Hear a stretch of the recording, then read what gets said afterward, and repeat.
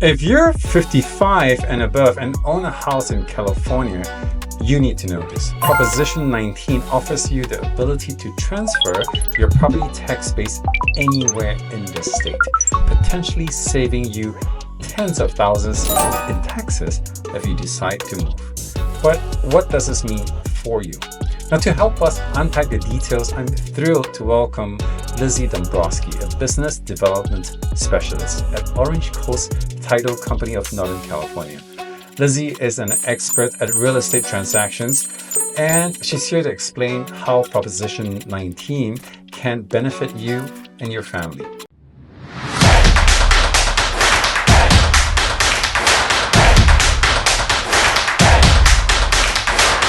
Lizzie, welcome to the show. Thank you. Thank you. Hello, I am Lizzie Dombroski from Orange Coast Title, and I'm a business development specialist, and I've been in the industry for about 5 years now.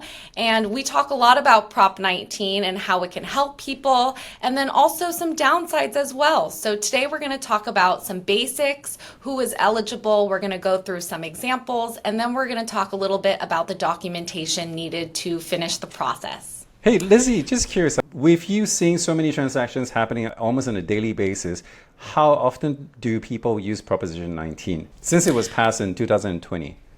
Well, honestly, what I've noticed is that a lot of people aren't even aware that this is such a huge benefit to them.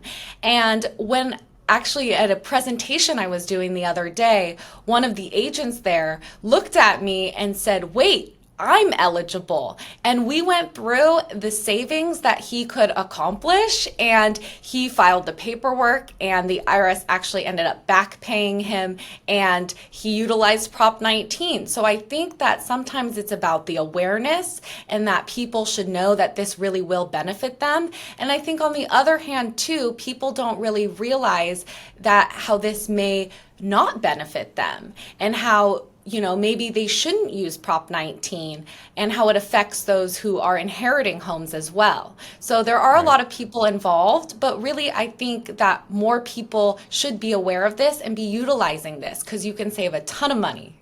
And by time we're talking about possibly tens of thousands of dollars a year, which for older folks will definitely make a huge dent on their lifestyles that they live, especially in their older years. Would I be wrong to say that?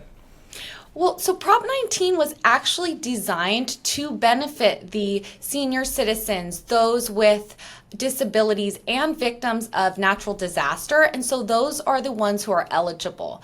And so for them, sometimes it can be hard to purchase a new property, and the taxes are so much significantly higher than what you're used to paying that you really cannot afford to move.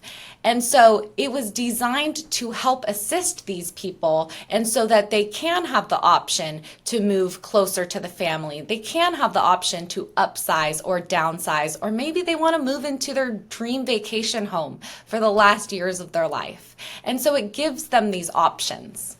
So before we start talking about Proposition 19, I want to talk about what is a tax basis. And this is very important because when we are discussing this topic, this phrase comes up a lot.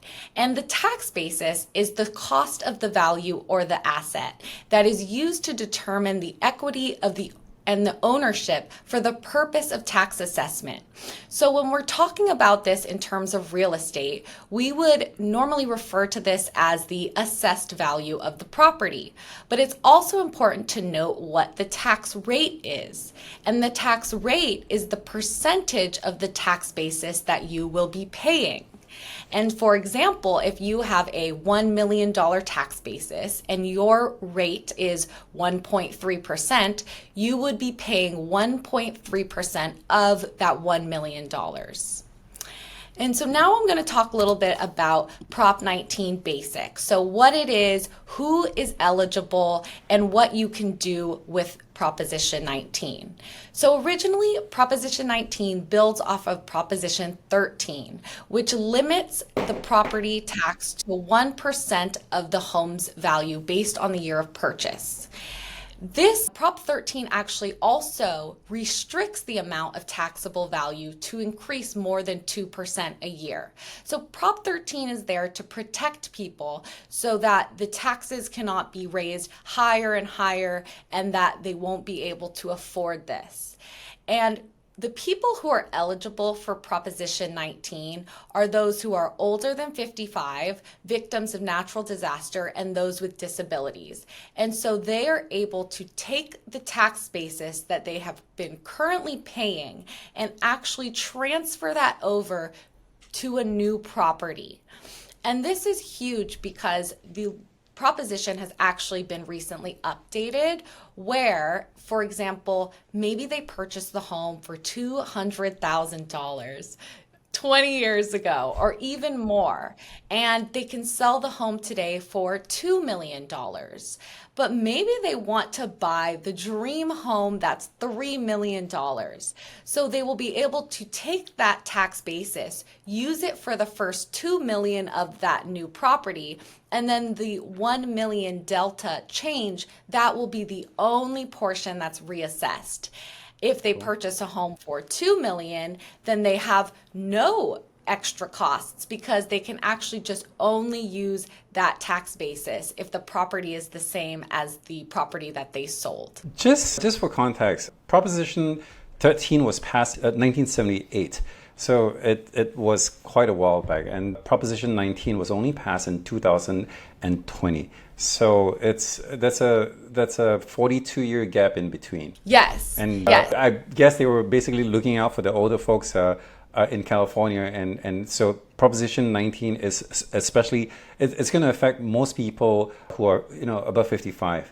So. What's interesting to know is that Prop 19 is not a new idea. So it actually replaced Proposition 58. And Proposition 58 was similar, where someone who is over 55 can transfer their tax basis, but California made it very limited. So there was only a few cities in California that they could move to where they could transfer this tax basis. So in 2020, they actually opened it up. So now they could move anywhere in California and even have that option to buy up instead of only before it was of equal or lesser value. So if they sold for $2 million and they bought for 2.1, they are no longer eligible before 2020. But in 2020, that all changed and it opened up to allow more people to benefit. Okay. So for Prop 19, the most important thing is that it must be your primary residence, which means that you get your mail there and you live there owner occupied. It is allowable up to 3 times in your lifetime, and the person who is utilizing Prop 19 can actually buy or sell first as long as these 2 transactions happen within 2 years of each other. So they really allowed more people to be able to benefit from Proposition 19 and benefit even more than once if they want to. So now we're going to get into some examples, and this is where the real shock value is for people. And this is a real scenario of a real property in Los Altos. And because of confidentiality, I am not sharing the address specifically, but we do have some stats that I have pulled from that property. And so this property is in Los Altos, California, in the 94022 zip code. The property was purchased 25 years ago, and that person today, this day, still lives in that property. Wow. On their tax bill, it shows the assessed value and the tax rate. The assessed value for this property is about $1 million. The tax rate is about 1.32%.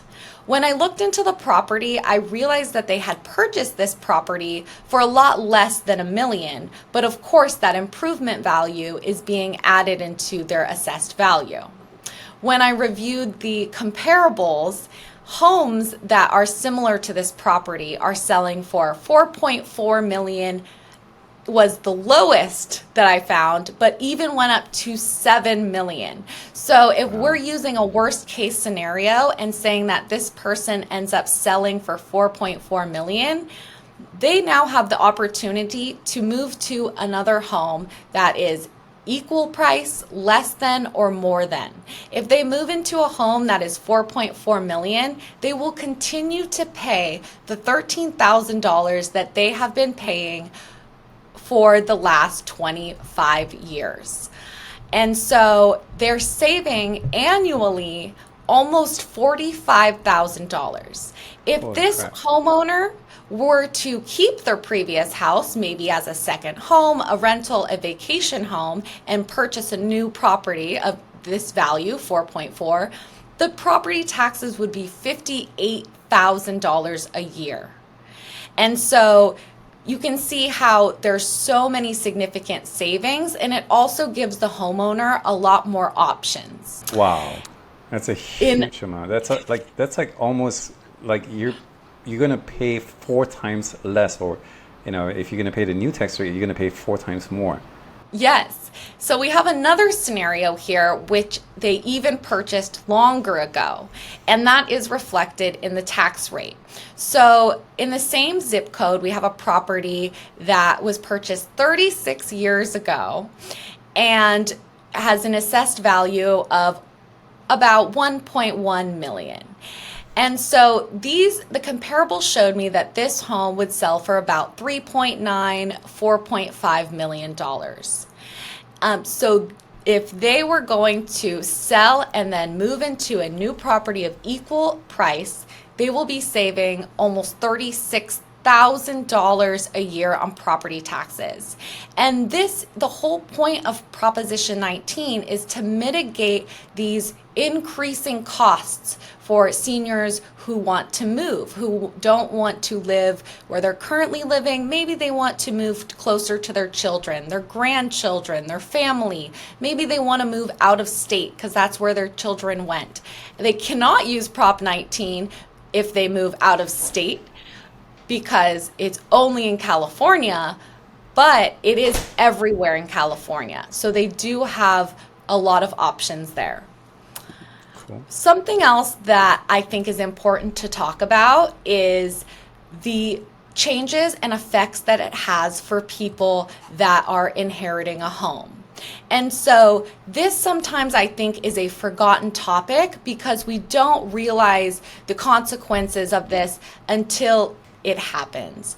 And so Prop 19 has changed how reassessment takes place when inheriting a home. So in the past, you could inherit a home and keep that same low property tax basis. Now, Prop 19 has actually changed it, and so there are some stipulations. So in order to get really any benefit from this, the person who inherits the home is required to move in as their primary residence.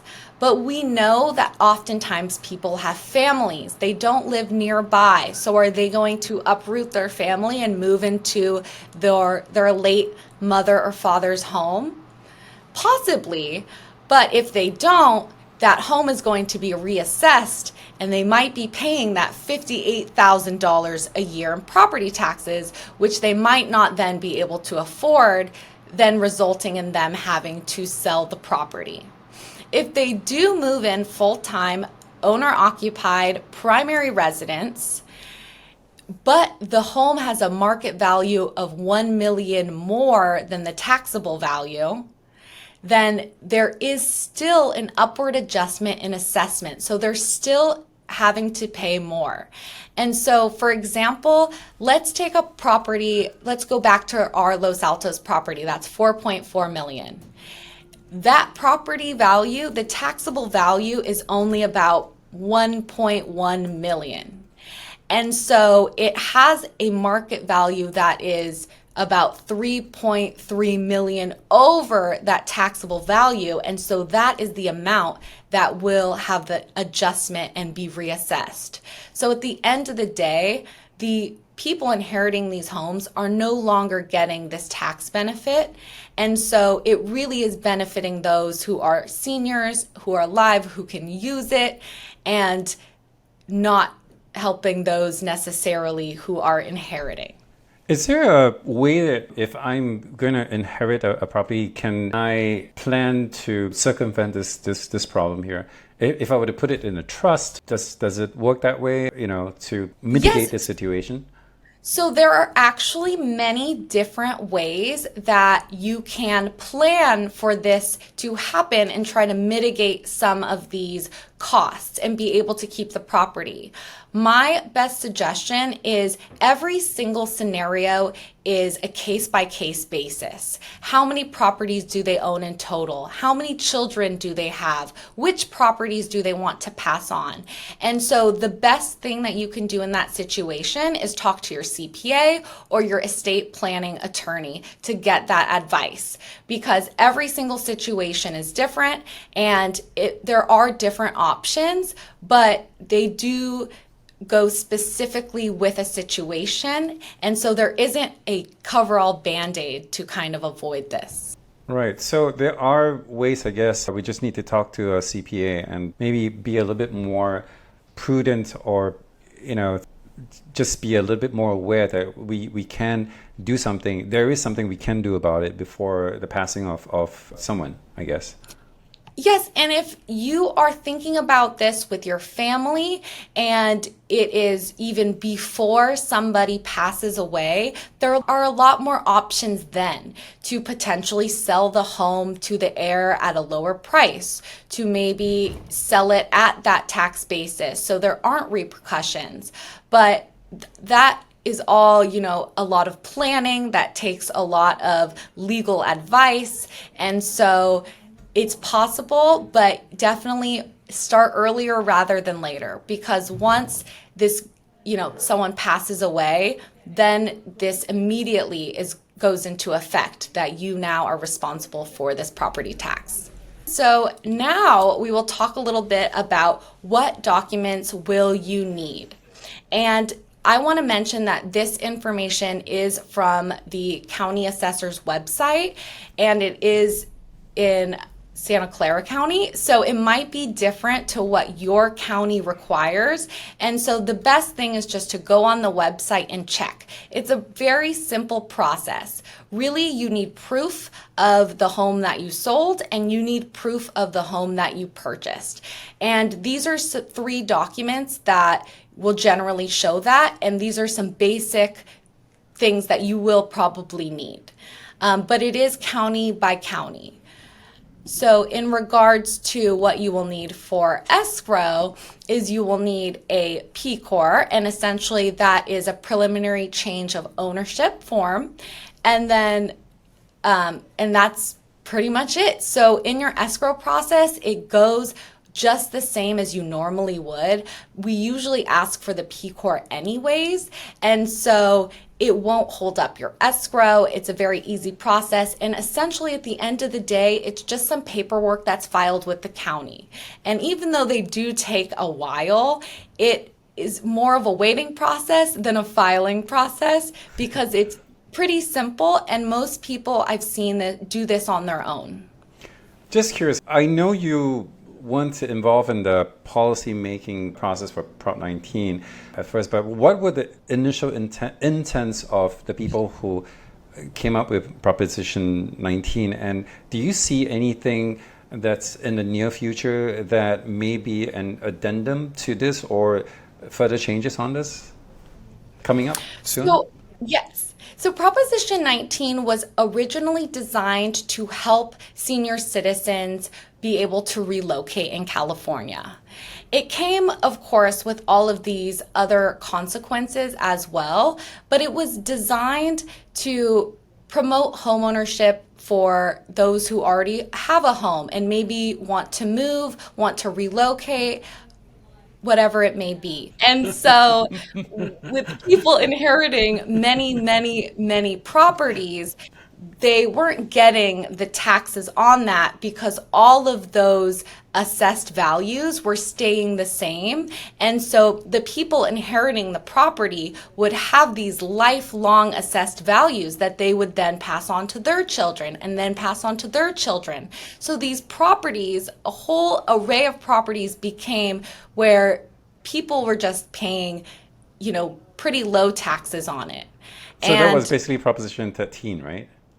Yes, yes. So what I've heard about changes that are coming is a lot of people are not too happy with this proposition. So there are a lot of people who have petitions to destroy this.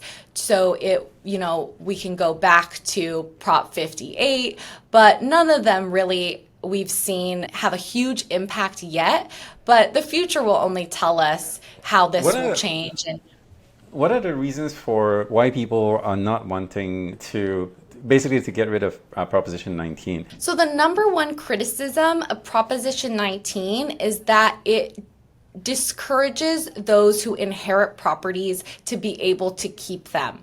So Proposition 19 made it more difficult for those inheriting a property from a family member to afford those property taxes, because before there was very low or none at all a reassessment. So if my mother passed away and gave me her property, I would still be paying those low taxes. And so now it's so hard to inherit a property and be able to keep it unless you are actively moving in as an owner-occupied property. And so all of these people who feel like they no longer have this home ownership opportunity of inheriting are pushing back a little and saying we still should get these benefits, and maybe it shouldn't be fully reassessed at the time of a transfer. I think one of the reasons why people were a little upset with Proposition 19 is because there's so little inventory in the market. And, if the children who don't live in their own homes, if they don't sell it, if they still don't sell it because of the low tax base, then there's no real, motivation for them to sell. And they'll go like, I'm just going to keep it since, the tax base is so low. And that's why there's so little inventory in the market and the price just keeps climbing and climbing and climbing. Oh, definitely. I think that because we have such a shortage of places for people to live, that the government maybe didn't want somebody collecting 10 inherited properties, holding on to them, not renting them out, not letting them be able to, no one's living in them, but they're keeping it because the cost is so low, and then they're just enjoying that high appreciation that we've been seeing in California. So what I can say is that at the end of the day, a lot of different family relationships can be complicated, a lot more complicated than Prop 19. And so, as we know, every situation is different. And so don't ask your agent for legal advice. Don't ask your lender for legal advice. Don't ask your title rep. The best thing that you can do is contact an estate planning attorney, because this does take discussion. It does take planning. And if you want to plan for your family's future, the best thing is to get legal advice from a CPA or an estate planning attorney. Thank you so much. So if you guys have watched come this far, if you need a CPA or if you need to talk to someone about Proposition 19, feel free to reach out to Lizzie or myself. Our contact details will be in the description. Is there anything you'd like to tell everyone in Silicon Valley of what to do?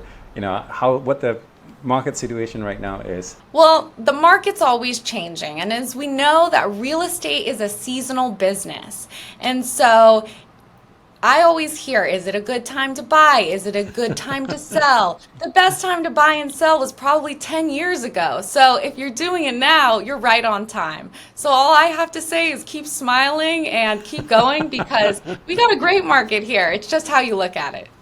Yeah, I totally agree with you. The best time to buy real estate is always and almost always yesterday, especially in Silicon Valley. Prices have gone up 9% every year on year, over the past couple of years. And it's been able to build a lot of wealth for people here in the Bay. And I think it will continue to do so, at least for the near-term future, because we've got amazing companies here, NVIDIA, Facebook, Google, and these companies are just, keep growing. And despite what is happening nationally as far as real estate prices is concerned, Silicon Valley has debunked most of the other real estate trends in the other places and just continue to grow. Well, thank you so much, Lizzie, for coming on the show. I really appreciate you for coming in. And yeah, I look forward to getting you back on the show again one day. Yes, soon. Thank you so much for having me. All right. Thanks. Thanks, guys. Thanks for watching.